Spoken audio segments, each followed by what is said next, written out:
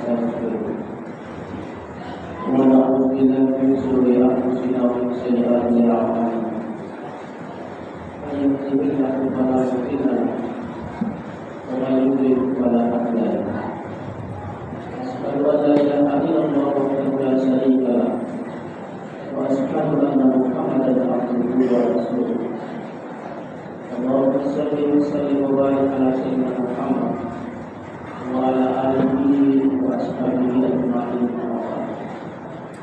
قال الله تعالى في كتابه الكريم يا أيها الذين آمنوا اتقوا الله حق تقاته ولا تموتن إلا وأنتم مسلمون.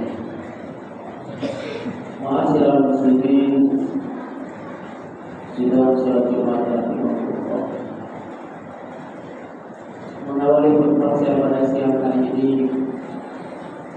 kami ingin mengajak kepada kita sekalian untuk senantiasa memanjatkan puji syukur kehadirat Allah Subhanahu wa Ta'ala atas begitu banyak nikmat Allah berikan kepada kita. Kita bersyukur kepada Allah sampai dengan saat ini kita masih diberikan hidup dan kehidupan.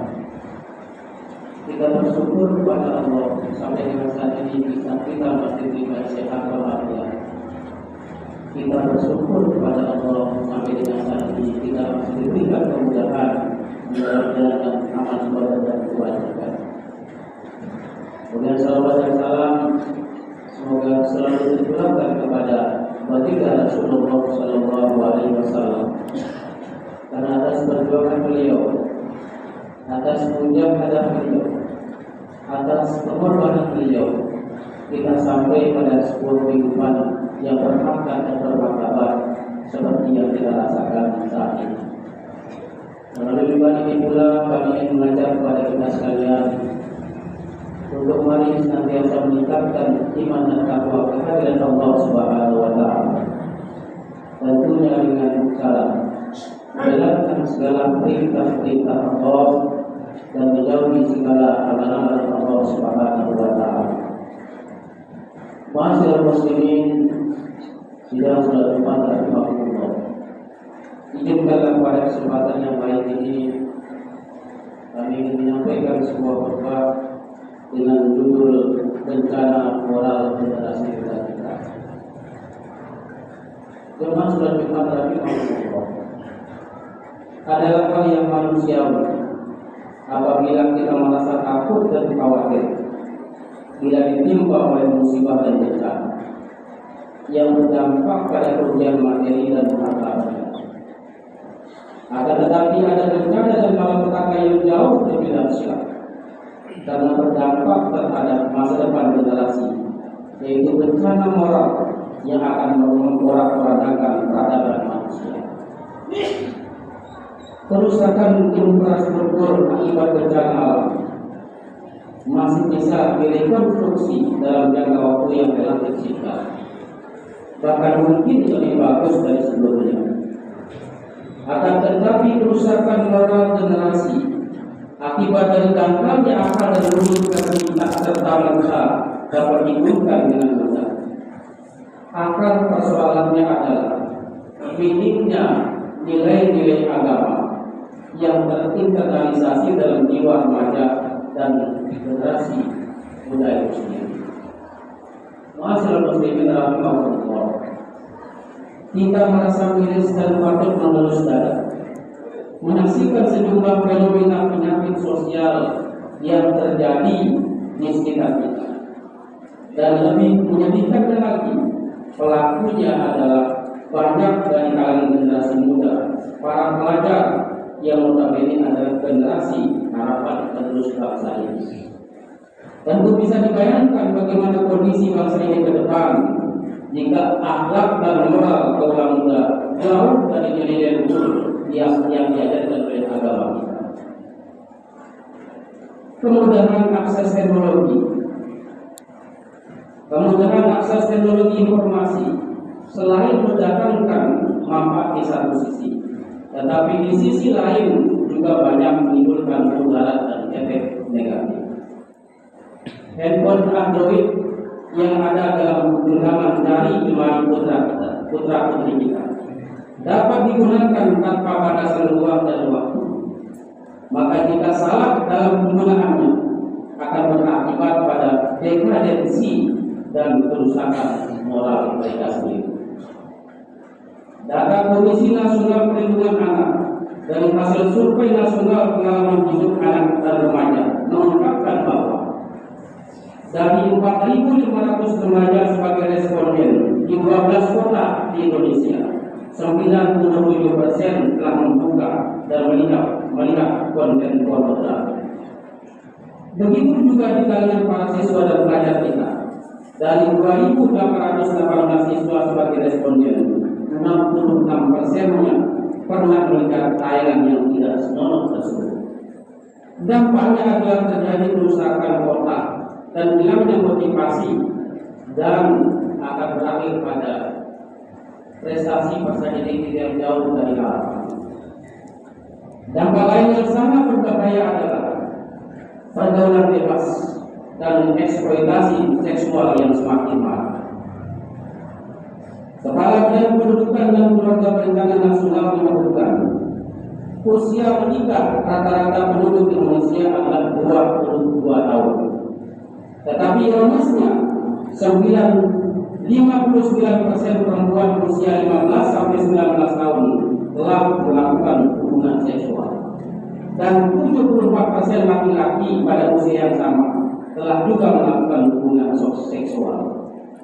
Ini artinya perzinahan dan pergaulan bebas semakin meningkat di negeri ini. Tidak hanya berhenti sampai di sini, kasus makin maraknya judi online, narkoba, belum lagi perilaku seks yang menyimpang seperti lesbian, gay, biseksual dan transgender yang sangat juga meresahkan. Jemaah sholat Jumat rahimahumullah, selain pengaruh handphone, faktor lain yang membuat para remaja kita tersesat jalan adalah pengaruh pergaulan. Salah pergaulan menjadi pintu masuk terjadinya kerusakan moral. Lazimnya para pelaku kejahatan dan kemaksiatan, mereka tidaklah sendirian dalam menjalankan aksinya. Mereka akan bersama-sama saling menjerumuskan satu dengan yang lain. Para penjudi akan berkelompok dengan sesama penjudinya. Para pemabuk akan berkumpul dengan sesama pemabuknya. Pezina akan berkumpul dengan sesama pezina. Maling akan mencari teman yang memiliki kebiasaan yang sama untuk mencuri. Demikian seterusnya. Dalam ajaran agama yang kita anut telah dijelaskan bahwa perilaku seseorang sangat dipengaruhi oleh teman pergaulannya. Seseorang akan meniru gaya dan karakter orang yang sering bersamanya. Bergaul dengan orang yang tidak baik akhlak dan moralitasnya akan mendorong seseorang untuk bersikap yang sama seperti temannya. Sebagaimana yang diingatkan oleh Rasulullah SAW dalam sabda beliau yang artinya, seseorang di atas agama sahabatnya, hendaklah salah seorang dari kalian melihat siapa yang hendak dia jadikan sebagai sahabatnya. Hadis riwayat At-Tirmidzi. Dalam hadis lain juga Rasulullah mengingatkan bahwa perumpamaan teman bergaul yang saleh dan yang buruk adalah bagaikan penjual minyak wangi dan pandensi. Penjual minyak wangi itu antara dia akan memberimu atau engkau akan membeli darinya, atau paling tidak engkau bisa mendapatkan darinya aroma yang sangat wangi. Sedangkan pada besi bisa jadi dia akan membakar pakaianmu, atau engkau akan mendapatkan aroma yang tidak sedap darinya. Masalah muslimin rahimahullah. Berbagai penyakit dan permasalahan sosial yang telah kami sebutkan di atas tentu tidak bisa dibiarkan begitu saja tanpa langkah penanganan yang serius. Rentetan kasus penyimpangan tersebut menjadi tamparan keras bagi kita para orang tua untuk seharusnya memberikan perhatian lebih dalam penguatan nilai-nilai agama dan budi pekerti yang luhur. Kita sejatinya harus lebih sigap dalam mitigasi bencana kerusakan akhlak dan moral anak-anak kita, para generasi muda.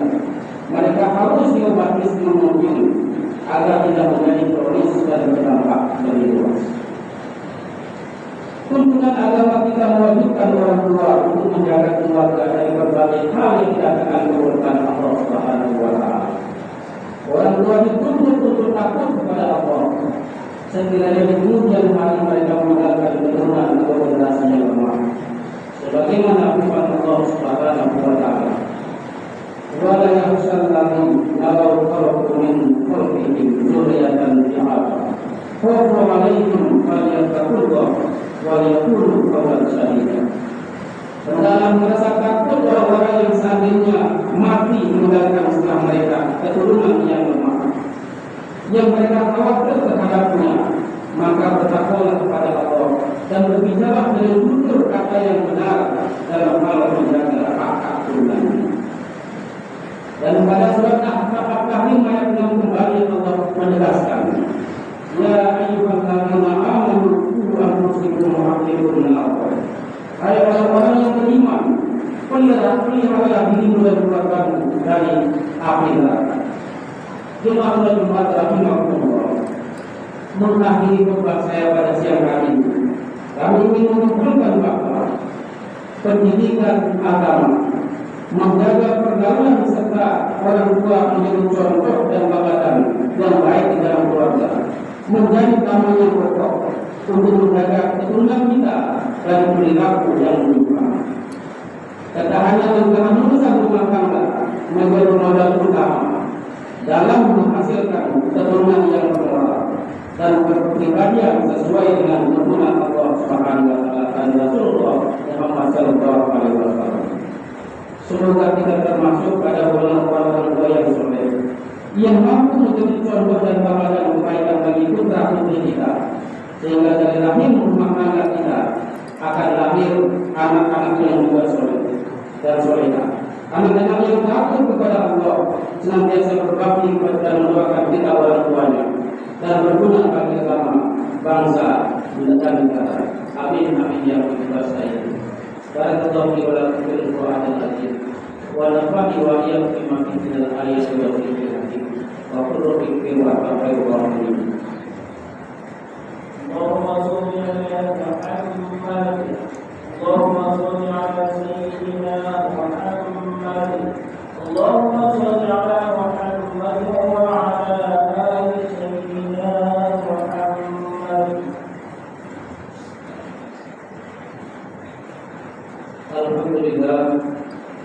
Alhamdulillahilladzi an'ama 'alaina bi ni'matil iman wal Islam. Asyhadu an la ilaha illallah wahdahu la syarika lahu wa asyhadu anna Muhammadan abduhu wa rasuluh. Allahumma shalli wa sallim wa barik ala sayyidina Muhammad wa ala alihi wa ashabihi ajma'in. Qala Allah Ta'ala fil kitabil karim, "Inna Allaha wa malaikatahu yusholluna 'alan nabi. Ya ayyuhalladzina amanu shollu 'alaihi wa sallimu taslima. Allahumma ighfir lil muslimina wal muslimat wal mu'minina wal mu'minat al ahya'i minhum wal amwat innaka sami'un qaribun mujibud du'a. Rabbana 'alaika tawakkalna wa ilaika anabna wa ilaikal masir. La ilaha illallah anta waliyuna ya Allah fid dunya wal akhirah. Rabbana atina fid dunya hasanah wa fil akhirati hasanah wa qina adzabannar. Sifat-sifat subhanahu wa ta'ala meskipun wassalamualaikum warahmatullahi wabarakatuh. Assalamualaikum warahmatullahi wabarakatuh.